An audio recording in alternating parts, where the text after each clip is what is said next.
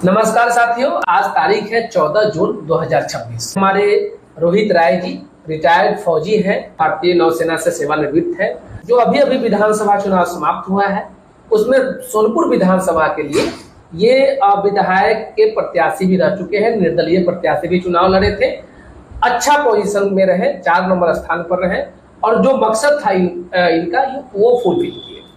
आज चूंकि रविवार का दिन है, मित्र है, तो भारतीय विकसित मंच के तत्वाधान में एक सोनपुर में राहार दियर चौक से बगल में ही पड़ता है, तो ये अपना विकसित भारत मंच का ये कार्यालय था जिसका निरीक्षण में हम यहाँ पहुंचे थे।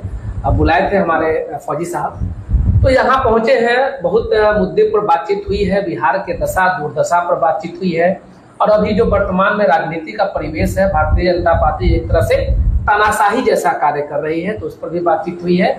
और जो अभी वर्तमान में सोनपुर का जो क्षेत्र है, हाजीपुर विधानसभा का क्षेत्र है, और इस तरह से तमाम बिहार के मुद्दों पर बातचीत हुई है। तो फौजी साहब, सबसे पहले तो बड़ा स्वागत है, क्योंकि बहुत जरूरत है कि आप जैसे फौजी, ईमानदार, कर्मठ फौजी हमारे पॉलिटिक्स में आए हैं आप, और हम लोग साथ मिलकर कदम से कदम मिलकर आगे बढ़ रहे हैं। तो सबसे पहले ये बता दीजिए कि अभी जो भारतीय जनता पार्टी का जो तानाशाही प्रवृत्ति है, तो लोकतंत्र के लिए ये कितना खतरा है? क्योंकि एक सशक्त विपक्ष भी होना अति आवश्यक है यदि मैं विकसित भारत की परिकल्पना करता हूँ। लेकिन भारतीय जनता पार्टी जो है विपक्ष को एकदम से साफ से खत्म कर दे रही है, सांसद को मिला ले रही है, विधायक को मिला दे रही है, एक तरह से पार्टी को ही खत्म करने पर लगी है। इस पर आपका क्या विचार? सबसे पहले आपको रमेश जी जय हिंद और आपके तमाम दर्शकों को भी जय हिंद। सबसे पहले तो मैं रमेश जी का परिचय बता दूं, ये पेशे से अधिवक्ता हैं और जिंदा दिल इंसान हैं। ये वैशाली की धरती से हैं और मैं सोनपुर की धरती से हूं। वो वैशाली की धरती जो विश्व के सबसे सफलतम लोकतंत्र का जनक माना जाता है, या इनकी जितनी भी अलायंस पार्टियां हैं, इनका सिंपल से एकदम स्पष्ट नीति अभी है, राजा के बेटा ही राजा बनेंगे। और जिन भी जागरूक मतदाताओं को और जागरूक लोगों को भ्रम है कि हम वोट के बल पे लोकतांत्रिक व्यवस्था को बचा लेंगे, वो अभी के परिप्रेक्ष्य में बिल्कुल भ्रम में है। क्योंकि आप निशांत बाबू को देख लीजिए, जो सोने के कटोरे में पैदा हुए थे नीतीश बाबू के घर में, और चांदी के चम्मच लेकर पैदा हुए जी, और उपेंद्र कुशवाहा के बेटे दीपक कुशवाहा जो सोने के कटोरे में पैदा हुए थे, उन्हें न तो आपकी वोट चाहिए और न ही आपका समर्थन चाहिए। यानी कि राजतंत्र के नींव का जो आधार स्तंभ है वो बिहार में है, और जब लोकतंत्र की हत्या और राजतंत्र की स्थापना की बात होगी तो सफल लोकतांत्रिक व्यवस्था के जनक वैशाली के जागरूक व्यक्ति होने के चलते ये कैसे चुप रह सकते हैं? इसलिए ज्वलंत मुद्दे पे बात करने के लिए हम लोग बैठे हैं। अभी न खाता न बही, जो हमने कह दिया वही सही, जिसकी लाठी उसकी भैंस, ये वाली नीति पे भी बीजेपी चल रही है। और राजद ने जब आपको 9वीं फेल उप मुख्यमंत्री दिया और आपके पेट में मरोड़ उठा, तो आप फिर भाजपा की तरफ गए। भाजपा ने भी क्या किया?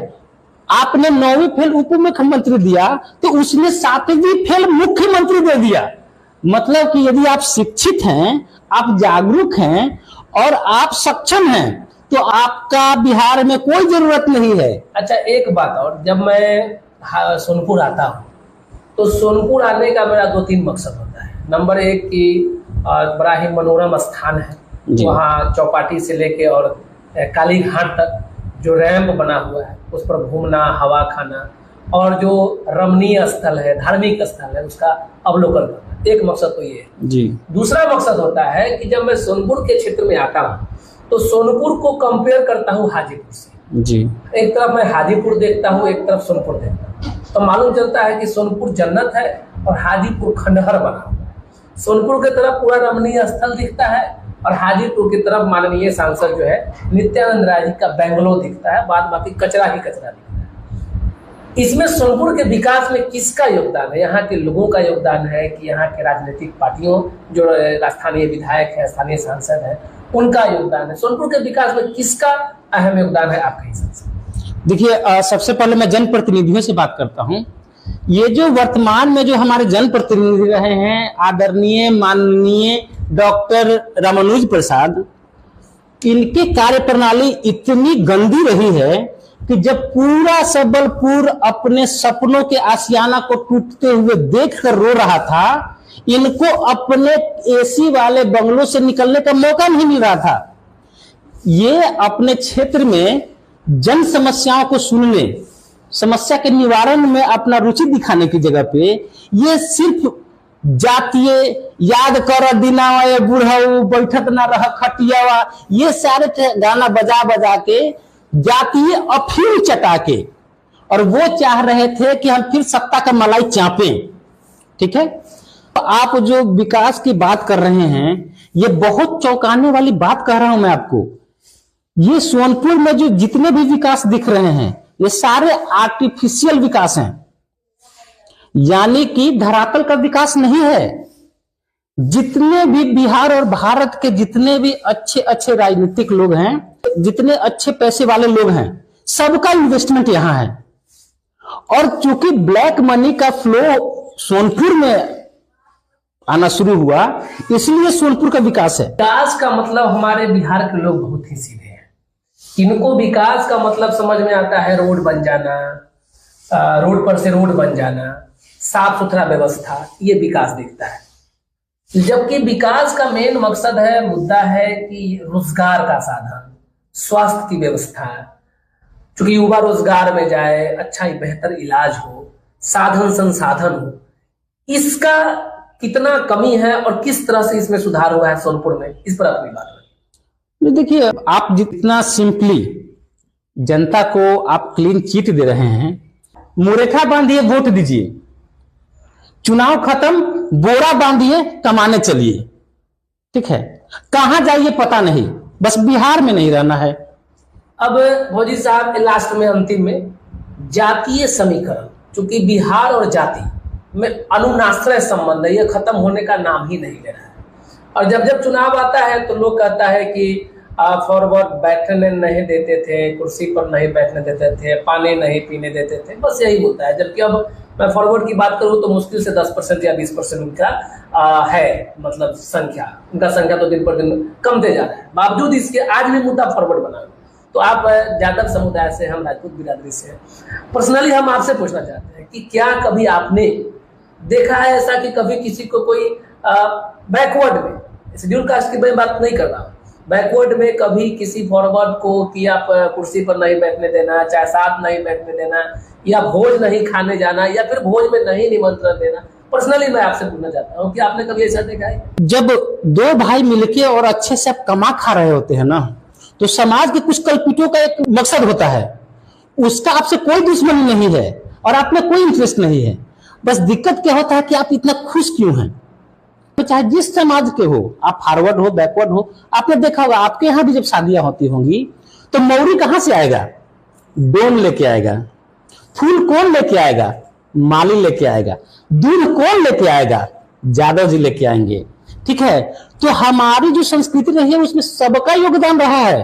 बांट के अपना रोटी सेकना चाहते हैं। आखिर कब तक, हम ये कहना चाह रहे थे कि आखिर कब तक, जैसे लोग का टारगेट होता है कि ओबीसी, ईबीसी, दलित, एससी, एसटी और अल्पसंख्यक, तो आपने तो 90% को अपने साथ ले लिया, फिर 90% को आप 10% से लगा के और बिहार के कुर्सी पर, बिहार के सत्ता पर बैठना चाह रहे हैं। तो आखिर ये कब तक राजनीति का आधार बनता रहेगा और जनता इसका शिकार होता रहेगा? क्योंकि हमारा लड़ाई कहीं फॉरवर्ड बैकवर्ड से है ही नहीं, हमारा तो सिंपल सा मुद्दा है विकास से। हमको भाई आप रोजगार का साधन दे दीजिए, क्योंकि सरकारी नौकरी सबको हो नहीं सकती है। हम क्यों, आप मान लीजिए फौजी साहब कि हमारे बिहार के बच्चे कितने जाते हैं कमाने के लिए, फिर लौट के नहीं आते, डेड बॉडी उनका आता है। कितना दुर्भाग्य है बिहार का, जो हर तरीके से हम भौगोलिक दृष्टिकोण से संपन्न, बावजूद इसके जात पात में उलझे हैं और हमारा विकास एक तरह से लुप्त हो गया। बस विकास मतलब क्या, आप रोड बना दीजिए, रोड पर रोड बना दीजिए, नाला के सफाई कर दीजिए, फिर वही नाला का कादो फिर नाला में चला गया। हर साल यही होते रहता है। तो हम कब तक इस चीज से हम ऊपर नहीं उठेंगे कि जातीय बंधन को खत्म करके और विकास की बात, आखिर कब तक ये सुधार होने की संभावना है? महोदय, मैं आपसे सवाल करना चाहता हूं, जब आप घर सुबह सुबह उठते हैं तो क्या आपकी दिनचर्या जब खत्म होती है और जितने लोगों से आप मिलते हैं सारे आपके समाज के होते हैं क्या? अब हमरा पर्सनली बताते हैं। हाँ। तो हम तो जहाँ रहते हैं हाँ। वहाँ एक भी घर मेरे समाज का, हम कुशवाहा जी के बस्ती में रहते हैं, कुशवाहा जी है ज्यादा में हर जाते राजपूत में, और वो समाज हमको इतना अच्छा लगा कि वहाँ हम जमीन खरीद के, क्योंकि हाजीपुर के हर मोहल्ला में हम रहे हैं, लेकिन वहाँ हम जमीन खरीद के हमको बसने का दिल किया। क्यों? क्योंकि वहाँ के लोग इतने अच्छे हैं कि मुझे चूल्हिया लेबाउन न्योता देते हैं जबकि हम रेंट पे रहते हैं। तो समाज तो कहीं कुछ है ही नहीं। जहां तक मैं बात करूं समाज की, तो मेरा वकालत का वजूद मेरे समाज से।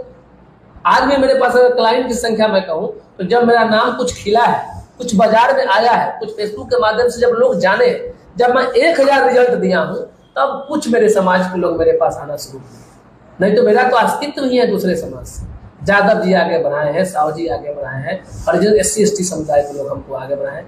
तो मैं यदि कहूं कि मेरा अस्तित्व मेरे समाज से है, तो कहीं ना कहीं से मैं अपने आप के साथ गद्दारी करूंगा इस समाज। मुझे लगता है कि मैं जो जवाब देता लगभग 90% जवाब आपने दे दिया है, और सटीक जवाब है उसमें 10% मैं अपना ऐड करना चाहता हूं। देखिए, जाति पाति कुछ होता नहीं है, सारा जरूरत का खेल है। जिस दिन आपके पेट भर जाएंगे, घर में कुछ काम रहेगा नहीं, उत्पात मचाने का इच्छा करेगा, तो आप जातीयता की बात करेंगे। सच्चाई ये है कि जाति के नाम पे आपका न तो घर का चूल्हा जल सकता है, न सामाजिक रूप से आपका कोई अस्तित्व है। एक दूसरे से बना हुआ है, एक दूसरे पे आश्रित है। जातीयता की बात करना ये बहुत छोटी बुद्धि है, राक्षस प्रवृत्ति के लोग ये सब करते हैं, मेरा मानना है। देखिए साथियों, आज आप बात कर रहे थे हमारे रोहित जी से, फौजी साहब हैं, और जिस जाति बिरादरी से आते हैं, जादव जाति से आते हैं, ये जाति बिहार में अभी सबसे ज्यादा टारगेटेड है। ये अपने जाति के लिए ही जाने जाते हैं कि ऐसा माना जाता है कि जादव मतलब झुंड।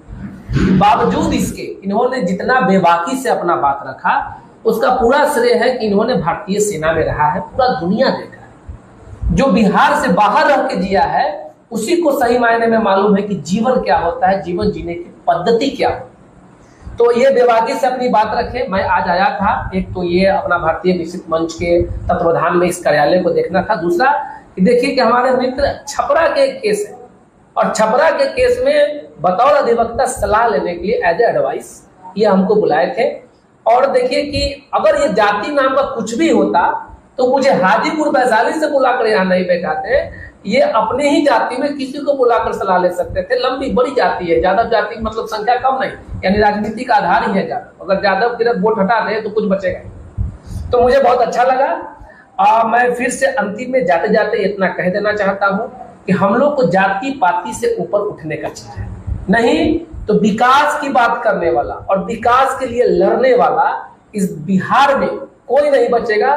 फिर आपको दलाल ही मिलेगा और वैसे लोग ही मिलेंगे जो पॉलिटिक्स, जब चुनाव का दिन आएगा तो घर से बाहर निकलेंगे, आपको गोल छू के प्रणाम करेंगे और फिर जीतने के बाद आपके पीठ में भाला भोंकने का काम करेंगे। धन्यवाद।